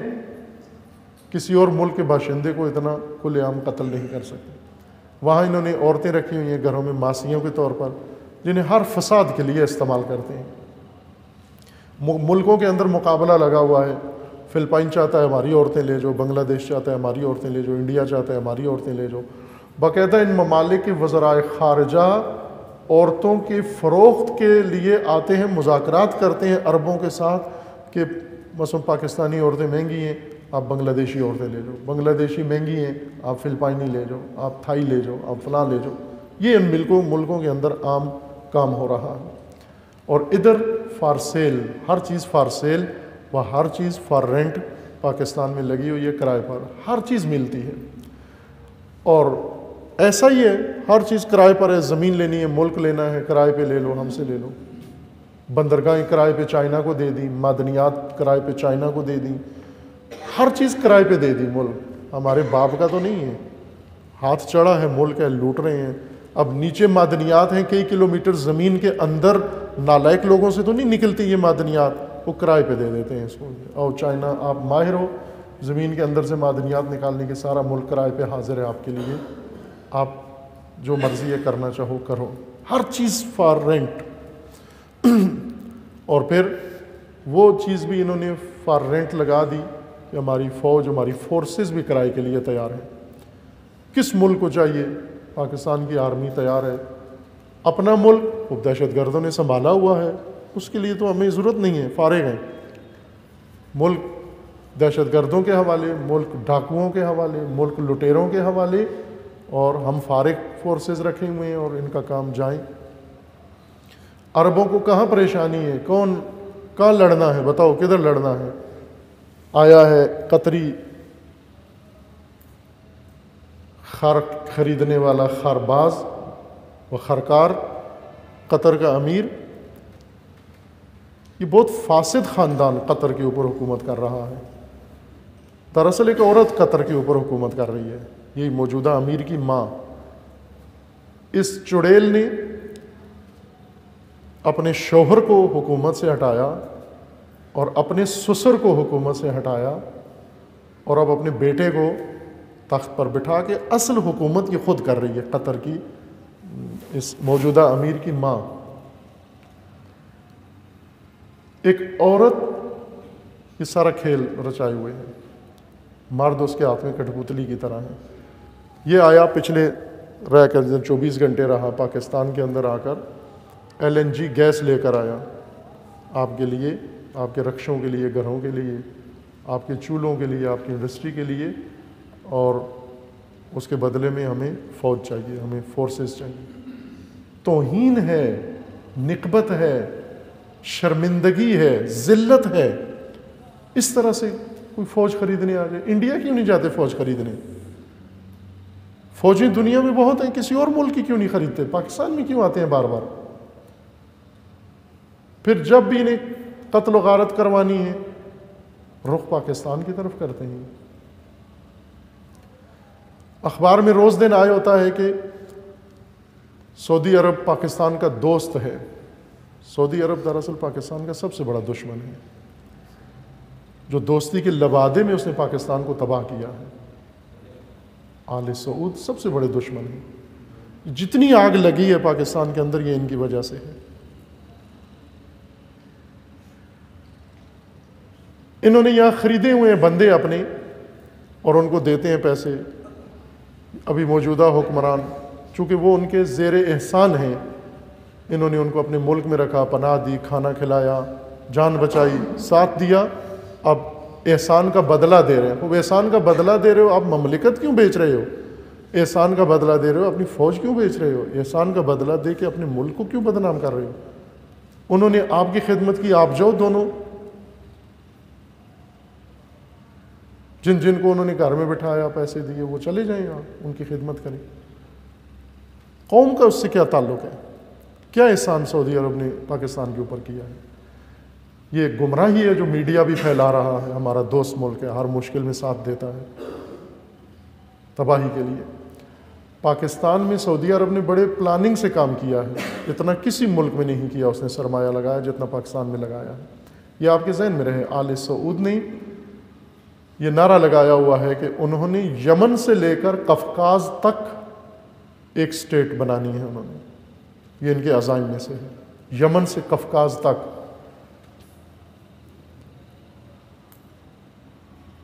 یمن کو پہلے ہی اپنی کالونی سمجھتے تھے، بحرین کی طرح۔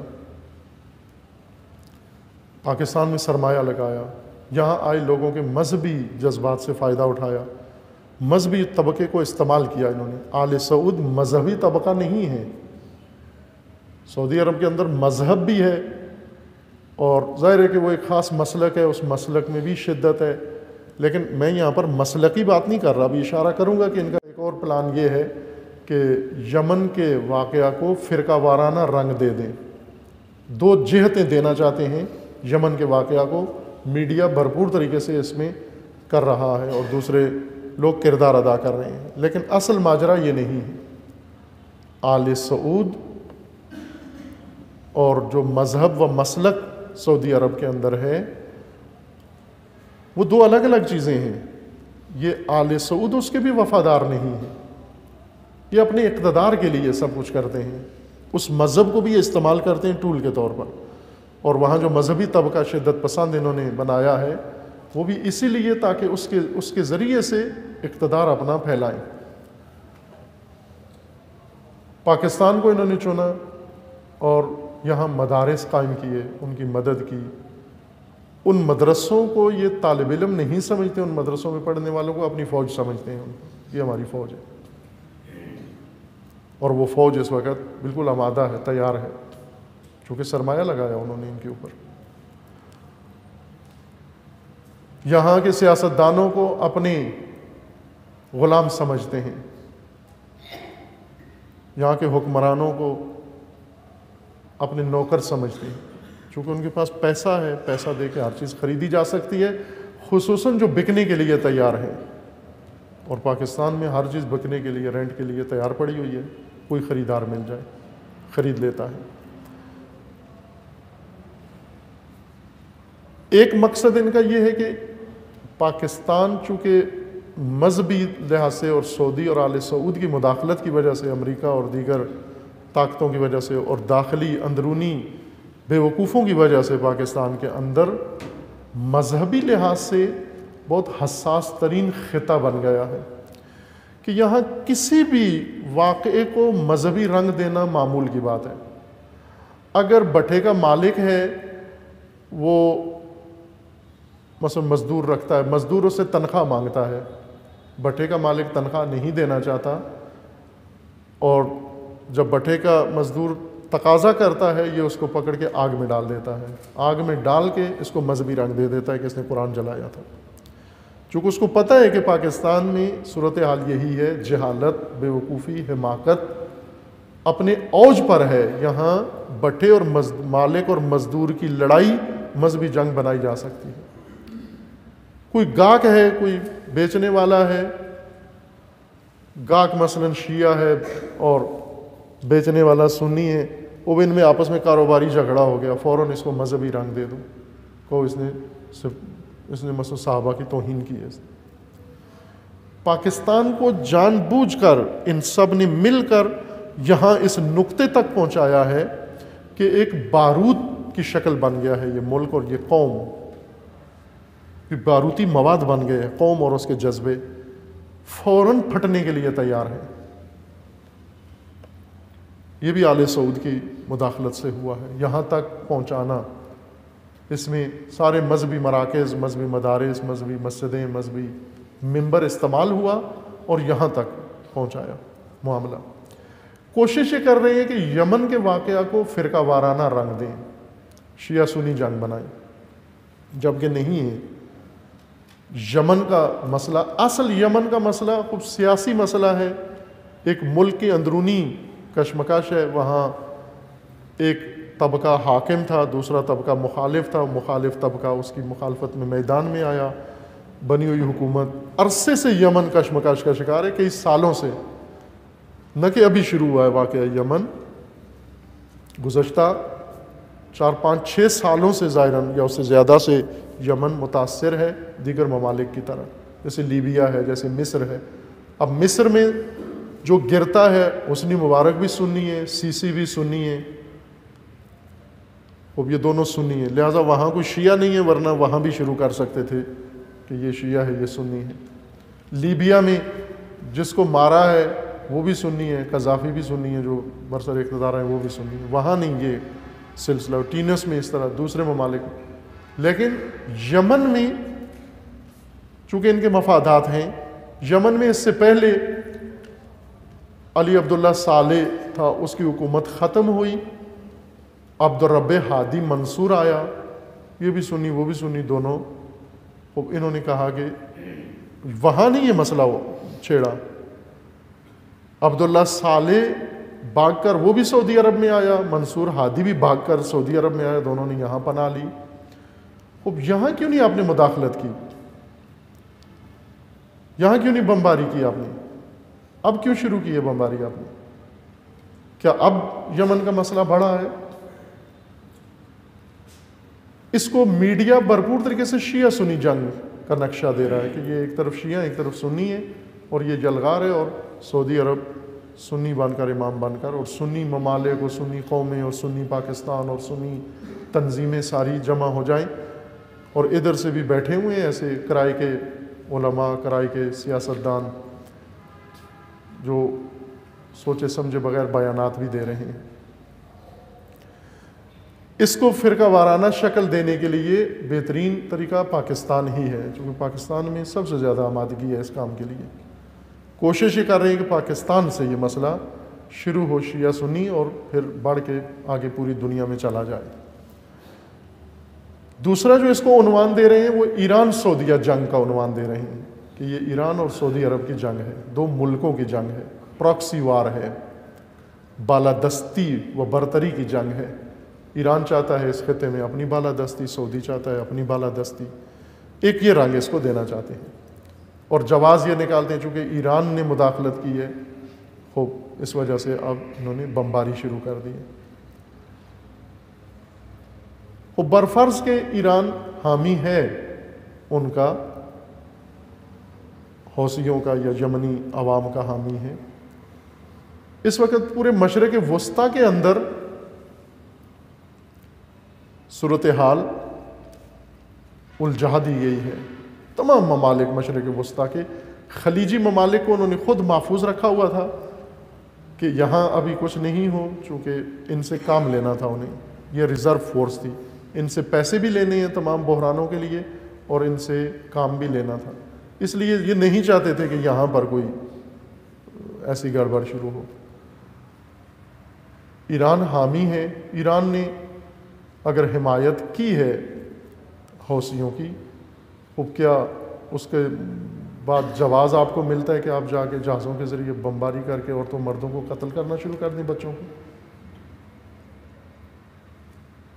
یمنیوں کو قتل کرنا شروع کر دیں؟ یہ جواز بنتا ہے؟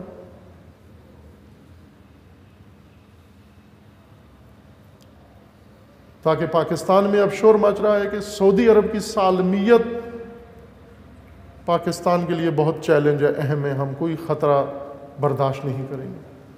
اگر آل سعود جو حماقت کریں، چونکہ حرمین میں ہیں، تو پاکستانی بے وقوف اٹھ کے ان کے پیچھے، اگر یہ کل کو اٹھ کے خود کعبے پہ حملہ کر دیں، کریں گے یہ کعبے پہ حملہ، کر بھی دیا ہے ابھی بھی، کعبہ تو بالکل انہوں نے دبا کے نابود کر کے اپنے محلوں ہوٹلوں کے نیچے ختم کر دیا ہے۔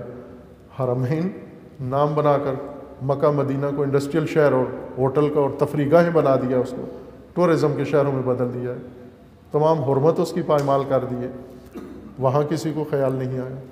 برفرض اگر یہ کوئی اقدام کرتے ہیں جاہلانہ احمقانہ، پاکستانی ان کے ہر اقدام پر اٹھ کے شروع ہو جائیں گے، اندھی حرکتیں کریں گے، کور حرکتیں کریں گے۔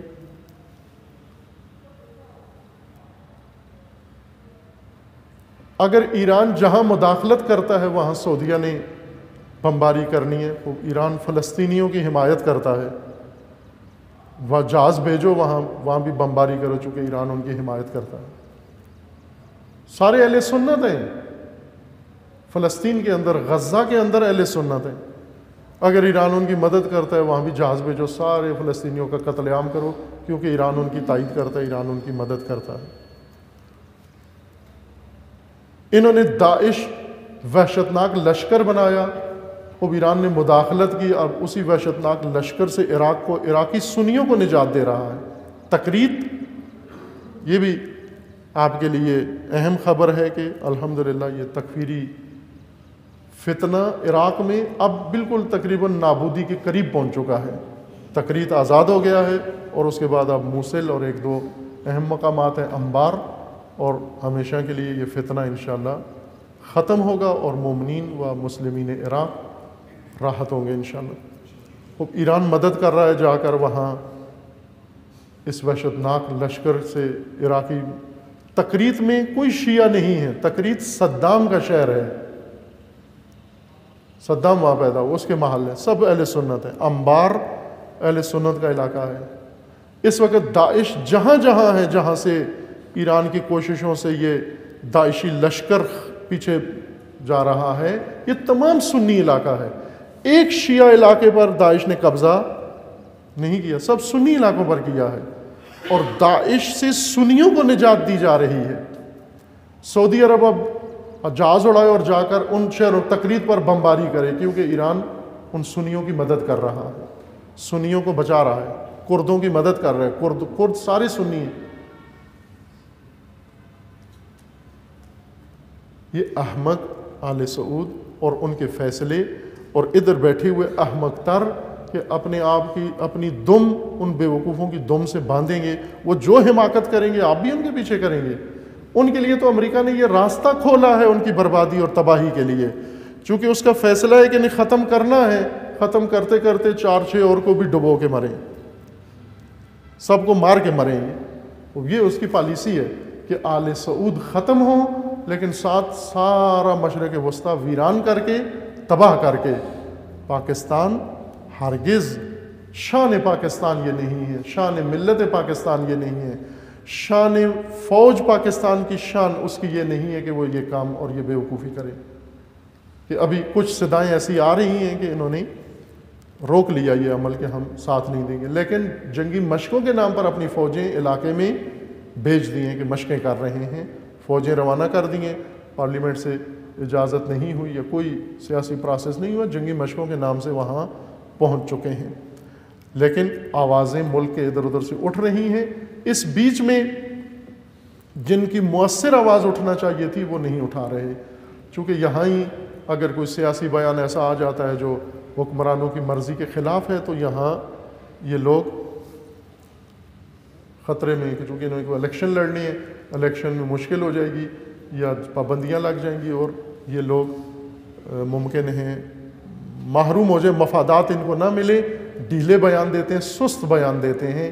بعض سیاستدان خوب اگر مفادات ہیں تو قوم سے نہیں کھیلنا چاہیے، مذہب سے نہیں کھیلنا چاہیے. واضح طور پر سنجیدہ طبقہ، ہر سنجیدہ طبقہ، عوام، طلباء، مدارس کے طلباء، یونیورسٹی کے طلباء، تجار، ہر طبقہ یہ وقت ہے سنجیدگی کے ساتھ ان حکمرانوں کے سامنے آواز اٹھائے کہ ہم ان فتنوں کا حصہ نہیں بنیں گے. ہمیں نہیں کودنا، آل سعود کی دم کے ساتھ اپنی دم نہیں باندھنی ہم نے، تاکہ پاکستان جو پہلے ہی دہشت گردی کی آگ میں جل رہا ہے، فرقہ واریت کی آگ میں جل رہا ہے، فتنوں کے آگ میں جل رہا ہے، اس کو مزید بڑے آگ کے شعلوں میں نہ دھکیلیں. یہ عقل کے ناخن لیں اور عقل سے کام لیں. اس ملت کو مزید تباہ و رسوا و مملکت کو نہ کریں کہ خداوند تعالیٰ انشاءاللہ تمام مسلمانوں کی و بالخصوص اہل پاکستان کی حفاظت فرمائیں انشاءاللہ.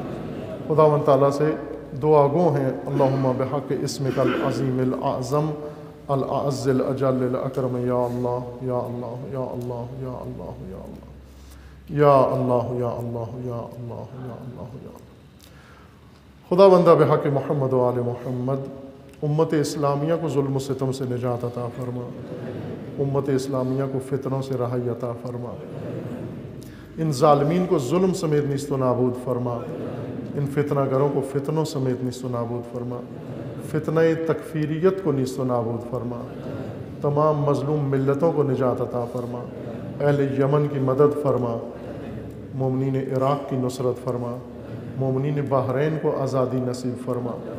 خداوند بحق محمد و آل محمد حزب اللہ کو کامیابی عطا فرما، سید مقاومت سید حسن نصر اللہ کی حفاظت فرما، رہبر معظم انقلاب اسلامی کا سایہ دراز فرما، انقلاب اسلامی کو دشمنوں کے شر سے محفوظ فرما، انقلاب اسلامی کو انقلاب امام زمن سے متصل فرما، مملکت پاکستان کی حفاظت فرما، اس ملک کو اندرونی بیرونی دشمنوں کے شر سے محفوظ فرما، ملک کے ساتھ خیانت کرنے والوں کو رسوا فرما۔ خداوند بحق محمد و آل محمد مملکت پاکستان کے اندر امن و امان قائم فرما، دہشت گردی، فرقہ واریت، فتنہ و فساد و نفاق پھیلانے والوں کو نیست و نابود فرما، ان کے بانیوں، حامیوں، سرپرستوں کو رسوا فرما۔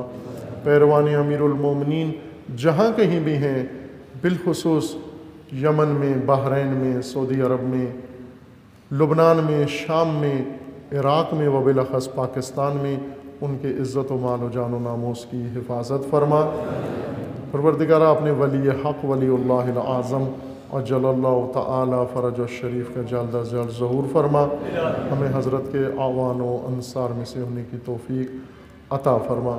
اعوذ باللہ من الشیطان الرجیم، بسم اللہ الرحمن الرحیم، انا اعطیناک الکوثر فصل لربک وانحر ان شانئک هو الابتر۔ صدق اللہ۔